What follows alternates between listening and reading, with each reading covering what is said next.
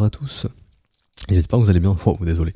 J'espère que vous allez bien. On se retrouve pour le brief du mardi 27 juillet 2021. Alors, au menu du jour, je vais y arriver. Bitcoin. Comme à son habitude, on parlera du rejet qu'on a eu hier. Bon, c'est un simple rejet de range, mais on verra aussi ce qui s'est passé également.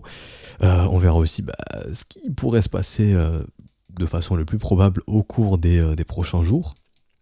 On parlera d'Ethereum également, qui a tenté de break mais qui n'a pas réussi.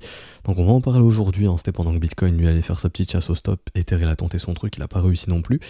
Et on parlera aujourd'hui de REP. Vous êtes beaucoup en commentaire à vouloir que je fasse une update sur REP. Je vais en faire une petite. Et je pense que ce sera tout, hein. Pour aujourd'hui, on verra d'autres altcoins plus tard dans la semaine. Alors pour Bitcoin, et ben ici la petite chasse au stop, on vient juste chasser au-dessus du sommet. Boum, on se sert de ces liquidités ici, de ces stops pour justement eux filent leurs ordres de short probablement et le marché se retourne derrière. Bon, à noter qu'un marché ne monte pas en ligne droite, bien entendu, hein, faut pas rêver. Un marché simplement, généralement, à part tout ce qui est, comme je disais aux élèves tout à l'heure, tout ce qui va être scam sur SushiSwap, Uniswap et tout, où il n'y a clairement pas de tendance, c'est du pump and dump, hein, c'est du schéma de Ponzi, ça monte, puis ça shoot brutalement. Bon, le Bitcoin c'est pas un schéma de Ponzi jusqu'à preuve du contraire, donc il répond pas à des conditions de schéma de Ponzi. Donc il crée simplement ce qu'on appelle une dynamique haussière, creux sommet ascendant, et pour l'instant il est toujours dans cette dynamique haussière, rien n'a changé. Donc techniquement, est-ce que le sommet est là? Est-ce que la fin du mouvement haussier est là? Pour l'instant, non. Encore une fois, mon avis pourrait changer en fonction de ce que développe l'asset, mais pour l'instant je n'ai pas ça. Donc on passe en 4 ans en termes de momentum. On a toujours un momentum qui est haussier ici, il n'y a aucune divergence, il n'y a aucun signe de M, donc c'est à dire qu'on n'a pas de momentum qui est baissier, ici il n'y a pas de divergence, il n'y a rien. Il y a juste William qui a quitté son état d'enfoncement, donc ça signifie qu'on a besoin de laisser le moteur refroidir, comme on dit, hein, de respirer.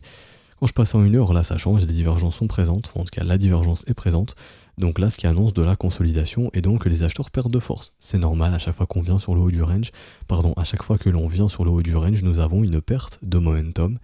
Donc tout simplement, hop, ici, on a un rejet. Vous pouvez regarder sur le haut du range, à chaque fois qu'on y vient, les momentum baissières se dessinent, enfin les divergences baissières se dessinent, parce que les acheteurs perdent de force sur le haut du range, c'est normal. C'est le haut du range, les vendeurs se montrent, sont agressifs, donc les acheteurs ont du mal, et donc c'est ce qui crée ce genre de rejet.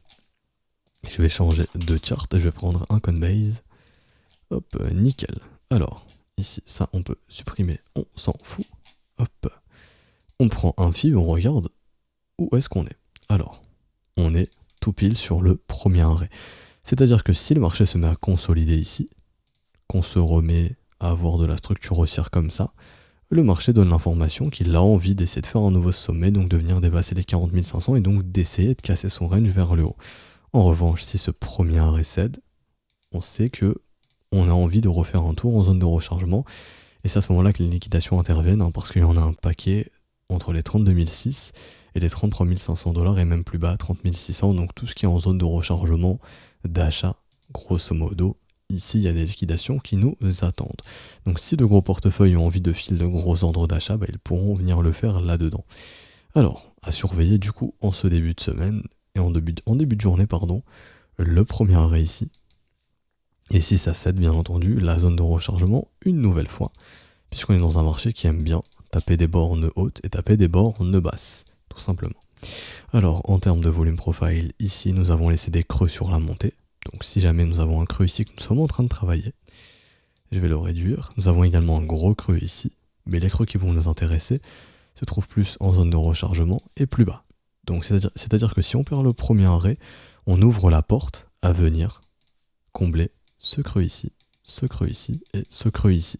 Parce que ces creux indiquent des demandes de business, tout simplement. Peu de business, on a eu peu d'échanges sur ce rallye, et généralement le marché y revient si ce premier arrêt est perdu, bien entendu. Donc vous avez les targets ici, hein, donc ça va jusqu'aux 30 000 $ grosso modo. Donc cette zone de prix juste ici, tout simplement.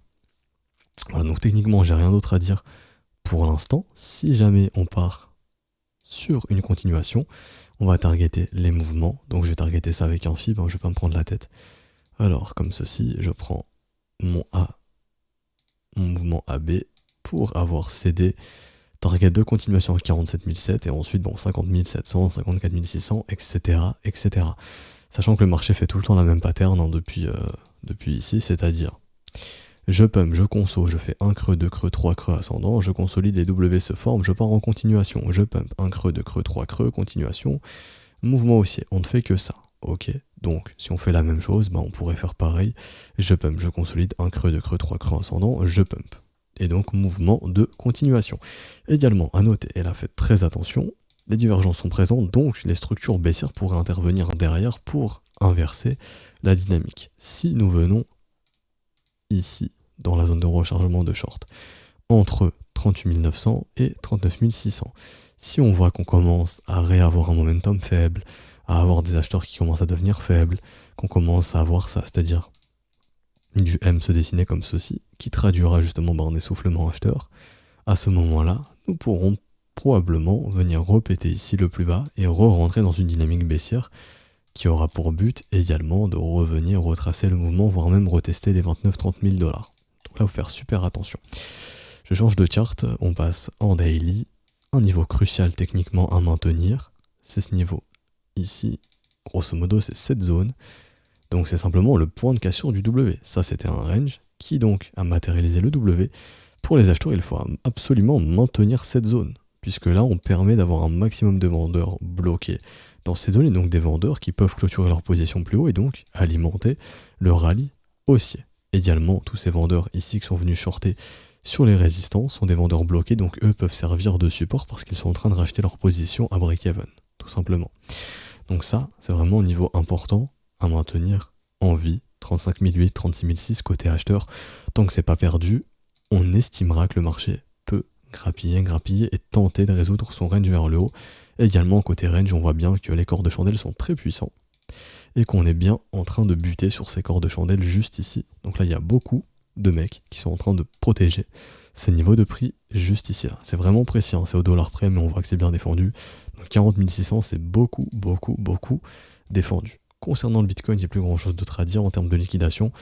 Il y a des liquidations qui se sont créées sur le mouvement baissier, il y en a aussi un paquet au sud. Ici, quand je zoome ce matin, hop,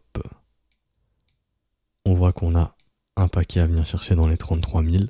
On peut ne pas y aller, encore une fois. Et si on va chercher les liquidations vendeuses, on voit que c'est plus dans les maintenant 41 100, 42 300, 44 300. Donc en dehors du range, ici, on a aussi un paquet dans les 48 000 et après un peu dans les 51 et un peu plus haut, etc. etc. Ça se réajustera en fonction de ce que développe le prix, bien entendu.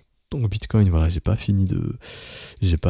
plus grand chose à dire. Fondamentalement, oui, beaucoup parlé de justement de la news d'Amazon, mais ça on en parlait, là il y a quelques semaines, il y a quelques jours même, pas de la news d'Amazon bien entendu, mais où on avait vu ensemble que pour justifier un mouvement, généralement, il sort des news qu'elles soient fake ou vraies. Donc là, il s'est avéré que ce soit une fake news, et donc justement, ils sont en train de justifier le fait que le marché retrace le mouvement, sauf qu'on liquide des acheteurs en fait tout simplement.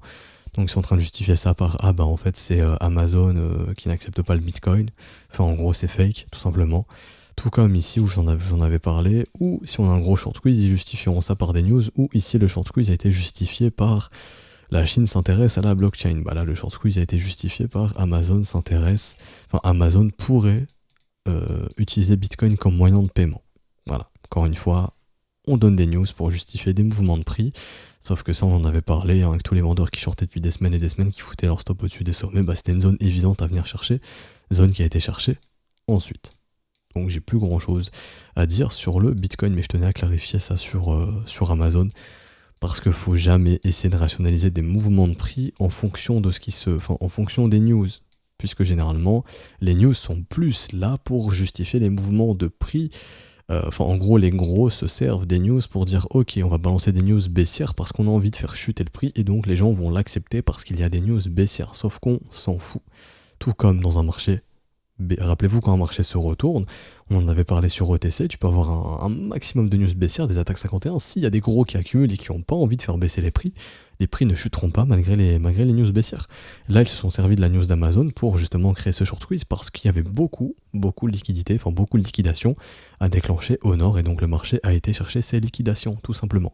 Et donc ils ont justifié ça avec le fait que Amazon pourrait accepter le Bitcoin, tout comme ils peuvent te balancer une fake news. Je sais pas, moi, un fonds d'investissement cherche à investir dans le Bitcoin pour plusieurs milliards. une simple news bidon. Et les prix pump et tout le monde va dire ouais, bah il y a des fonds d'investissement qui veulent investir en milliards dans le Bitcoin. Mais ça, on le sait en fait. On le sait que depuis des années, il y a des fonds d'investissement qui veulent investir dans le Bitcoin. C'est pas nouveau. Donc voilà, techniquement, j'ai fini pour le Bitcoin. Je vais aller sur l'Ethereum très rapidement. Alors, Ether, oui, il a essayé de breaker son précédent sommet. Donc, on a essayé ici de breaker le sommet pour justement donner forme à ce W qui aurait pu permettre de revenir chercher le haut du range, voire même la zone de rechargement de short. Ensuite, bon bah c'est loupé pour le moment. Est-ce que ça veut dire que ça y est, c'est fini, on reviendra pas break? Non. Pour l'instant, pareil, sur Ethereum, il n'y a pas de signe de fin du monde. Il y a la même divergence que sur le Bitcoin en 1 heure, en 4 heures, il me semble pas qu'on en ait une. Ah, en 4 heures, si. En 4 heures, le momentum de Ethereum est plus faible. Le momentum d'Ethereum, je vais y arriver, est plus faible que celui du Bitcoin, hein, où cette divergence est bien confirmée. En tout cas, nombreuses divergences ici, il y avait déjà celle-ci, puis celle-ci, pardon, donc la nombreuses divergences. Donc pareil, ça c'est un annonciateur de consolidation sous la résistance. On pourrait consolider jusqu'à retrouver un momentum haussier pour tenter de break la résistance et donc d'aller au-dessus des 2411 $. Mais pour l'instant, en gros, on est plus dans la vigilance, dans attendons un petit peu. Je vais l'écrire, attendons un petit peu. Les bulls perdent le momentum. Donc consolidation sous résistance, qui pourrait soit amener un rejet ou un break derrière, on verra ce qui sera choisi par le marché. Si c'est hop, W comme ça, bon bah break haussier. Si c'est M, rejet, donc à ce moment-là, attendez-vous un retest des prix d'ici tout simplement, puisque ça reste du range, comme on l'avait vu hier. Faut pas créer victoire trop vite dans un range, ça j'avais bien précisé en fin de brief, j'ai vraiment essayé d'appuyer là-dessus. C'est pas le moment d'être bullish sur le haut du range. Ceux qui ont acheté le bas du range, prenez profit dans le haut du range, bien entendu. Techniquement, comme on avait vu hier, il y a les probabilités ont augmenté pour une cassure du range vers le haut, mais tant qu'on n'en est pas sorti, faut pas crier victoire trop vite. Et donc Ethereum, lui, pareil, maintenant son range c'est celui-ci, on n'en est pas encore sorti pour le moment, faut pas crier victoire trop vite, et le momentum indique que les acheteurs perdent de force sur la résistance du range, ce qui est normal. Et pour finir ce brief, rep, aujourd'hui, Augure. Alors, Augure qui est à long terme est clairement en train d'inverser sa dynamique, c'est-à-dire que en gros, cette grosse box ici que vous voyez, c'est une box d'accumulation. Sans en parler, on avait vu également les précédentes semaines qu'on était en train de pousser à la divergence. Il me semble qu'on était ici, où on avait vu ensemble qu'on était sur le dernier mouvement baissier probablement. Donc probablement que le bottom a été trouvé ici à 12,57€ si pas de catastrophe sur le Bitcoin ou autre. Mais ici, techniquement, il y a des raisons de penser qu'on a trouvé un bottom. Premièrement, le W ici, le gros W ici, mais ça j'y reviendrai juste après. Alors, pour un investisseur long terme, le rep est dans des prix très intéressants. Encore une fois, il faudra être patient. Ici, ok. Donc tous ces prix sont intéressants. Tout ce qui est entre 23€ et 13€ sur du court terme, c'est très intéressant. Également, l'asset peut rester intéressant. Donc là, allez, je vais juste prendre le fib, je vais pas le prendre jusqu'à la mèche, je vais le prendre jusqu'au corps de chandelle. Hop, comme ceci. Admettons, si jamais on prend que le corps de chandelle, tout ce qui est entre 18€ et 32€ pour du long terme, c'est très très très intéressant. Ok, même si on a des variations de prix, même si l'asset passe de 30€ à 18€, c'est pas la fin du monde. On reste dans des zones d'accumulation long terme, on le voit ici au niveau du volume profile. Il y a des mecs ici qui accumulent et qui accumulent depuis des mois et même des années ici. Depuis 2018, les mecs accumulent ici. Donc, on a eu d'abord la cassure du range, on est revenu retester le point de cassure, maintenant on en ressort ici.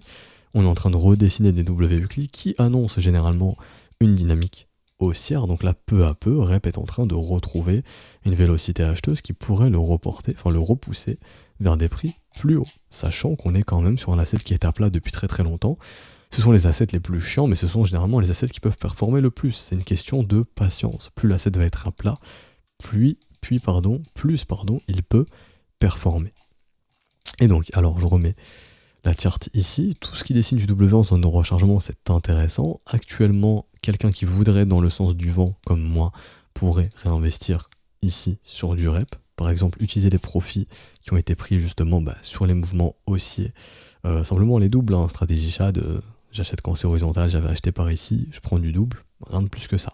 Et donc actuellement, est-ce que j'ai du rep? Oui, totalement. Et ces reps, je les vends plus haut puisque j'ai mes ordres doubles qui sont plus hauts. Et c'est la patience maintenant, j'attends. Et est-ce que ça veut dire que absolument je suis absolument bullish parce que j'ai des ordres plus hauts? Non. Techniquement, l'asset est clairement en train d'instaurer un bottom qui dure depuis des années. C'est comme ETC en fait. C'est comme on a vu ETC ensemble. J'en parlais quand il coûtait 4-5$, mais personne ne voulait en entendre parler. Mais c'est la même chose. mais quand ça break, ça part très fort. Mais rep pourrait être sujet à faire la même chose lorsqu'on est dans des configurations de marché similaires. www, break, on pourrait faire la même chose. www, puis break, puis accélération, comme ça a été le cas ici, conso, accélération, on pourrait faire pareil. Ok.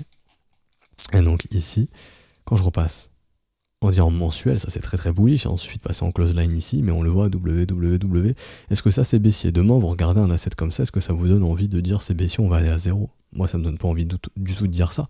Pour moi, ça c'est haussier. Quand je passe en weekly ici, le M ici a annoncé une pause, on refait du W, là la rep est en train de réannoncer qu'il pourrait réamorcer un mouvement haussier. Ok. Et ici, les targets n'ont pas changé, hein. C'est-à-dire les targets sont très simples. C'est-à-dire retracement ici. Ça, je vais le remettre. Hop. Donc, premier arrêt, 57 €. Minimum, le marché devrait se diriger vers ces niveaux. Ensuite, zone de rechargement de short, 88 €, 111 €. Et en cas de sommet, encore une fois, rien n'a changé.